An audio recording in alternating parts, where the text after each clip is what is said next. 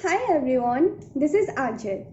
आज मैं इस वीडियो में अपना कोविड एक्सपीरियंस आप लोगों के साथ शेयर करने जा रही हूँ एंड कुछ पोस्ट रिकवरी टिप्स। होप ये आपको और आपके नियर एंड डियर वंस को ज़रूर हेल्प करेगी, सो प्लीज़ इस वीडियो को एंड तक ज़रूर देखें।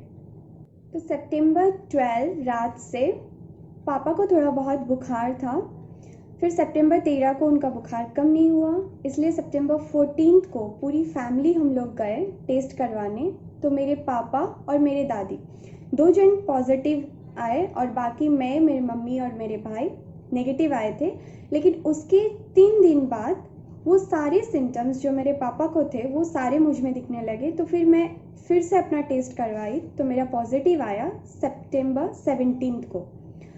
तो सिम्टम्स कुछ मेरे ऐसे थे कि पहले दिन बुखार आने से पहले जैसे बॉडी पेन होता है, ये सब होना थोड़ा सुबह से चालू हुआ। बुखार आया, उसके साथ बॉडी पेन, गले में खराश, वीकनेस, नाक बंद हो जाना, सांस फूलना, और बुखार के दूसरे दिन से ही मेरा टेस्ट और स्मेल कम्प्लीटली लॉस हो गया था। तो ये सारे सिम्टम्स मुझे थे। नॉर्मली 2 तरीके का सिम्टम्स हो रहा है। कुछ कुछ लोगों का बुखार के साथ खांसी और बॉडी पेन, सर्दी, ये सब के साथ कोरोना का इफ़ेक्ट दिखा रहा है। और कुछ कुछ लोगों के केस में सिर्फ टेस्ट और स्मेल चला जा रहा है, उनको बुखार नहीं आता है। पॉजिटिव टेस्ट होने के बाद जैसे हर कोई घबरा जाता है, नॉर्मली हम लोग भी घबरा गए थे। तब कुछ 2-3 लोगों से कंसल्ट किए कि कैसे क्या करना है, तो कहीं से प्रॉपरली कुछ चीज़ें नहीं पता चल रही थी। तब मेरा एक फ्रेंड है डॉक्टर गौरव, उन्होंने हमारी बहुत मदद की है। वो प्रॉपरली सारे मेडिसिन कैसे खाना है, क्या करना है, वो सारे भेज दिए थे, तो हम लोग उसी को फॉलो किए हैं। अभी जैसे नॉर्मली गवर्नमेंट की तरफ से मेडिसिन मिल रहा है, वो हम लोगों को नहीं मिल पाया था, तो 2 दिन बाद मिला। 2 दिन तक तो हम लोग वेट नहीं कर सकते थे, इसलिए हम लोगों ने उनको कंसल्ट किया। और फिर जैसे जो मेडिसिन नॉर्मली लिया जाता है, आपको विटामिन्स में vitamin C, zinc, B complex, vitamin D, ये 4 चीज़ लेना है। जिनको कफ है, खांसी हो रही है, उन लोगों को कफ सिरप लेना है। बुखार है तो उसके लिए पैरासीटामोल लेना है। और जैसे एंटीबायोटिक के तौर पे हम लोग एजिथ्रोमाइसिन या तो डॉक्सीसाइक्लिन, ये दोनों में से कोई एक चीज़ लेते हैं। तो हम लोगों ने भी वही मेडिसिन ली है। हम लोग हॉस्पिटल नहीं गए थे, हम लोग होम क्वारंटाइन में ही थे। 3 जन मेरे घर पे पॉजिटिव थे, मैं, मेरे पापा और मेरी दादी। तो हम तीनों सेपरेट सेपरेट रूम में रह रहे थे, किसी के साथ कोई कांटेक्ट नहीं। और लकीली मेरे घर में separately room and separately bathroom भी अवेलेबल था, तो हम लोग separate room and separate bathroom use कर रहे थे। अगर आप लोगों के घर में सेपरेटली बाथरूम अवेलेबल नहीं है और आप पॉजिटिव होने के बावजूद कॉमन बाथरूम यूज़ कर रहे हैं, तो आप जब कभी भी यूज़ करते हैं तो उसको गर्म पानी और फिनाइल से बाथरूम को पूरा धो लिया कीजिए। और जो नल, मग या फिर आप कुछ भी यूज़ करते हैं तो उसको प्रॉपर सैनिटाइज कीजिए। इसके चलते आप अपनों का ध्यान रख सकते हैं। जबकि हम लोग घर पे अपना इलाज करवा रहे थे, इसलिए डॉक्टर ने हमको और एक चीज़ प्रिस्क्राइब की थी, ऑक्सीमीटर। ऑक्सीमीटर लाके आपको डेली 2 बार टेस्ट करना होता है कि आपका ऑक्सीजन सैचुरेशन सही है या नहीं। क्योंकि अगर आपको सांस लेने में या फिर ऑक्सीजन सैचुरेशन गिर जाता है तो फिर वो लाइफ रिस्क में आ जाता है। ये सिम्टम्स, मेडिसिन, ये सब के साथ और एक चीज़ जो मैं अपने एक्सपीरियंस से आप लोगों के साथ शेयर करना चाहती हूँ, और आप लोग भी प्लीज़ इसे फॉलो कीजिएगा। अगर आपके जान पहचान में कोई है तो उनको बताइए। हम लोग जितना सेल्फ डिसिप्लिन रखेंगे ना, ये उतना ही जल्दी ठीक होगा। इसका तो कोई सर्टेन मेडिसिन है नहीं, इसलिए वो सारे मेडिसिन के साथ हम लोग और जितना डिसिप्लिन मेंटेन करेंगे, जैसे कि मैंने एक प्रॉपर रूटीन लिख के एकदम फॉलो किया था कि जैसे सुबह उठना है, पहले धूप में थोड़ा देर बैठना है, उसके बाद गर्म पानी नींबू के साथ लेना है, उसके बाद काढ़ा पीना है, उसके बाद ब्रेकफास्ट, प्रॉपर ब्रेकफास्ट जो कि गर्म हो वो लेना है, और एजिथ्रोमाइसिन एंटीबायोटिक खाना, और फिर सारे गर्म चीज़ें खाना अचानक से तो उसके कारण पेट गर्म हो जाता है, तो उसके लिए आपको डार्क पानी दिन में 1 पीना बहुत ज़रूरी है। और बॉडी में बहुत ज़्यादा वीकनेस होता है तो आप ओआरएस या फिर ओआरएस से लिक्विड, ये दोनों चीज़ें ले सकते हैं। उसके बाद स्टीम लेना होता है। सबसे मोस्ट इम्पॉर्टेंट चीज़ यही है कि आप स्टीम लेते रहें। दिन में हम लोग 3 बार स्टीम लेते थे, जैसे सुबह, दोपहर में खाना खाने के बाद और रात में सोने से पहले। दोपहर को हम लोगों का लंच, फिर शाम को वापस से काढ़ा, फिर उसके बाद शाम के टाइम मतलब 6-7 बजे तक में गर्म पानी में नींबू डाल के फिर रात का डिनर, फिर उसके बाद स्टीम। ऐसे करके हम लोगों ने इस चीज़ को प्रॉपरली फॉलो किया है, जिसके कारण पर्सनली मैं बोल रही हूँ कि मुझे बहुत फ़ायदा हुआ है। 3-4 दिन से ही हम लोग रिकवर होना चालू हो गया था हम लोगों का। स्टीम या भाप लेना बहुत ज़रूरी होता है, और उसके साथ जो धूप में बैठने के लिए मैं बोली, वो पहले 2-3 दिन तक तो हम लोग नहीं बैठ पाए, क्योंकि बुखार बहुत तेज़ था और वीकनेस बहुत ज़्यादा। इसलिए 2-3 दिन के बाद से हम लोग धूप में बैठना चालू किए, और उसके साथ साथ 2 एक्सरसाइज, एक सांस भर के थोड़ा देर रुक के फिर सांस छोड़ना, ये आपको ब्रीदिंग प्रॉब्लम होने से रोकता है।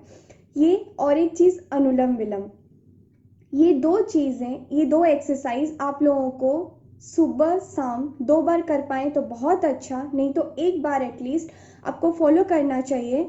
उसके चलते आप लोगों को ब्रीदिंग का जितना इशू होता है कि सांस नहीं ले पाते हैं या फिर अचानक से बहुत ज़्यादा सीरियस हो जाते हैं, वो चीज़ आप लोगों को नहीं होगी।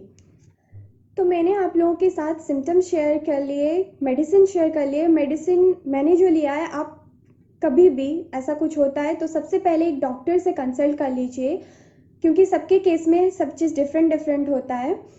उसके बाद आपको जो डिसिप्लिन खुद से रखना है वो मैंने बता दिया। उसके साथ और एक चीज़ जो मैं खुद फील की हूँ और दूसरों के पास देखी हूँ, वो है मेंटल स्ट्रेस। हर कोई मेडिसिन, काढ़ा, ये सब स्टीम, ये सब के बारे में बात करते हैं, लेकिन जो मेंटल स्ट्रेस से लोग गुजरते हैं, एक ही कमरे में 14 दिन रहना, उस चीज़ से आपको कैसे फाइट करनी है, कैसे मैंने किया है, वो मैं आप लोगों के साथ शेयर करना चाहूँगी।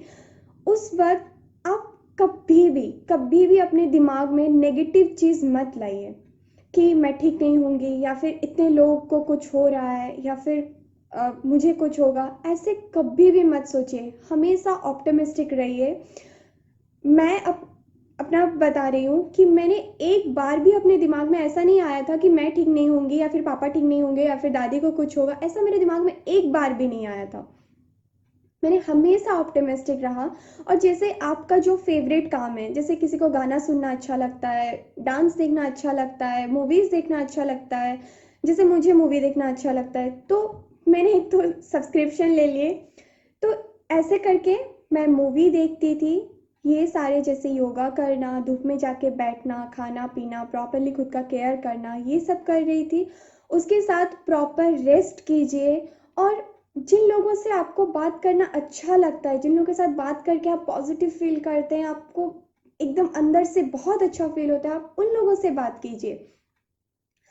लेकिन खुद को चुपचाप मत बैठिए, या फिर ऐसे कोई डिप्रेसिंग सिचुएशन में खुद को मत डालिए। 14 दिन एक घर में रहना, ये थोड़ा मुश्किल है, और इसके चलते मैंने बहुत लोगों को कहते हुए सुना है कि नहीं, हम लोग टेस्ट नहीं करवाएंगे, क्योंकि अगर पॉजिटिव आ गया तो हम लोगों को 14 दिन क्वारंटाइन में डाल दिया जाएगा। जिंदगी ज़्यादा इम्पॉर्टेंट है 14 दिन की क्वारंटाइन से। 14 दिन यूं ही निकल जाते हैं, सच मानिए 14 दिन यूं ही निकल जाएंगे। और उस टाइम के मेंटल स्ट्रेस को हैंडल करने के लिए आप अगर भगवान पे भरोसा करते हैं तो उनको ध्यान कीजिए। आपको मूवी देखना अच्छा लगता है, मूवी देखिए। आपको इंस्टाग्राम चलाना अच्छा लगता है, वो कीजिए। आपको जो चीज़ें अच्छी लगती है उसमें खुद को इन्वॉल्व करके रखिए। जिन लोगों से साथ बात करके आपको अच्छा लगता है, आप उनसे बात कीजिए, लेकिन कभी भी खुद को डिप्रेशन में या फिर नेगेटिव थिंकिंग में जाने के लिए अलाउ मत कीजिए।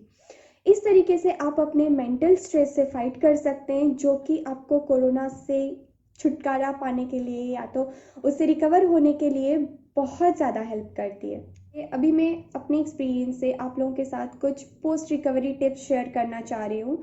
जिनको कोविड हो चुका है और अभी वो लोग ठीक हो गए हैं, और जिनको नहीं हुआ है, उन लोगों के लिए भी ये एप्लीकेबल होता है। जैसे अभी बॉडी में वीकनेस बहुत ज़्यादा होता है, अब बात करते करते हाँफ जाते हैं, सांस चढ़ने लगती है, थोड़ा देर बात कर लिए या फिर थोड़ा चल के आ गए तो सांस फूल जाती है, कभी कभी चक्कर आ जाते हैं। ऐसे सिचुएशन से आपको जाना होगा, इसमें घबराने की कोई बात नहीं है। ये सब पोस्ट कोविड इफ़ेक्ट्स होते हैं थोड़ा बहुत। तो इसमें आप लोगों को आपका खाना पीना प्रॉपर रखना पड़ेगा कि आप जितने न्यूट्रिशन वाले फूड खा सकते हैं वो सब प्रॉपर फूड आपको खाना पड़ेगा। उसके साथ आप जो स्टीम लेते थे उस स्टीम को कंटिन्यू करना पड़ेगा। जो लोग ठीक है, उनको कभी कोविड नहीं हुआ है, वो लोग भी अगर दिन में 2 बार नहीं तो एटलीस्ट 1 बार स्टीम लें तो उनको शायद कोरोना होने के चांसेस बहुत कम हैं। और आपको गर्म पानी नींबू के साथ वो चीज़ पीते रहना चाहिए। और उसके साथ आपको काढ़ा भी दिन में एटलीस्ट 1 बार लेना चाहिए और उसके साथ एक्सरसाइज भी आपको करना चाहिए। तो ये 4 चीज़ें हैं, प्रॉपर फूड, काढ़ा, स्टीम और एक्सरसाइज।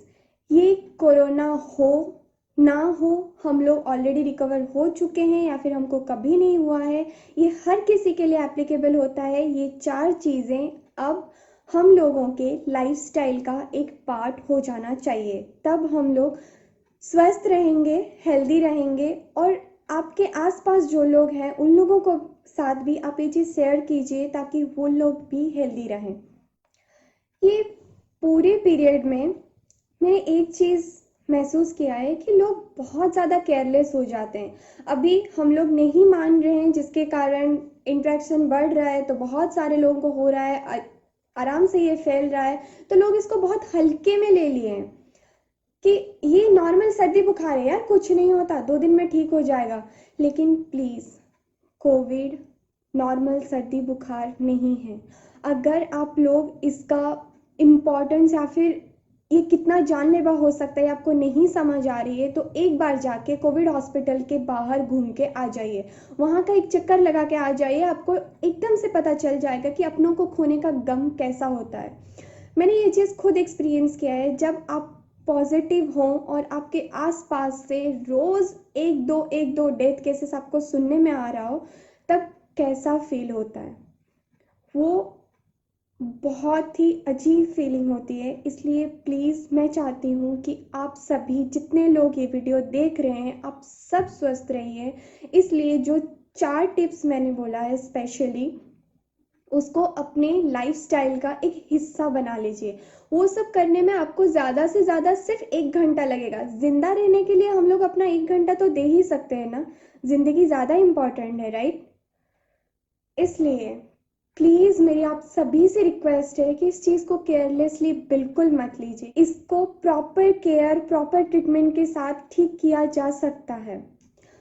और एक चीज़, जो लोग होम क्वारंटाइन में अपना ट्रीटमेंट करवाते हैं, मैं उन लोगों के साथ उन लोगों को बोलना चाहूँगी कि आप लोग घर पे अपना ऑक्सीमीटर ज़रूर रखिए, जिससे आपको ऑक्सीजन सैचुरेशन पता चलता रहेगा, जिसमें सांस लेने में थोड़ी सी भी दिक्कत होती है या फिर डाउन हो जाता है, जिसमें लाइफ रिस्क आता है, वो चीज़ आपको पता चलती रहेगी। और एक ऑक्सीजन स्प्रे आता है जिसको हमने ला के रखा था, उसको अगर आप ऐसे सामने से ऐसे करके स्प्रे कर देते हैं तो वो थोड़े टाइम के लिए आपके ऑक्सीजन डेफिशिएंसी को भी ठीक करता है।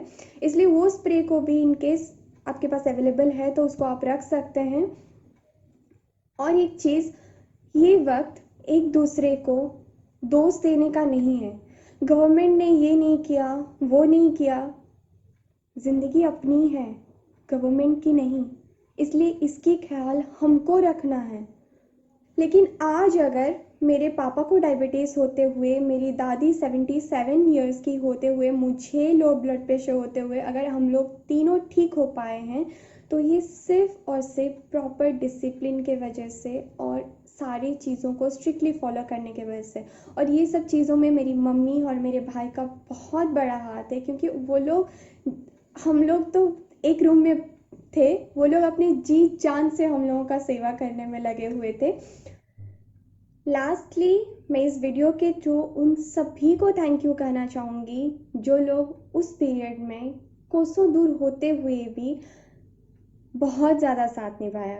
होप ये वीडियो आप सभी को बहुत ज़्यादा हेल्प करें और आप सभी स्वस्थ रहिए। इस वीडियो को पूरा देखने के लिए थैंक यू।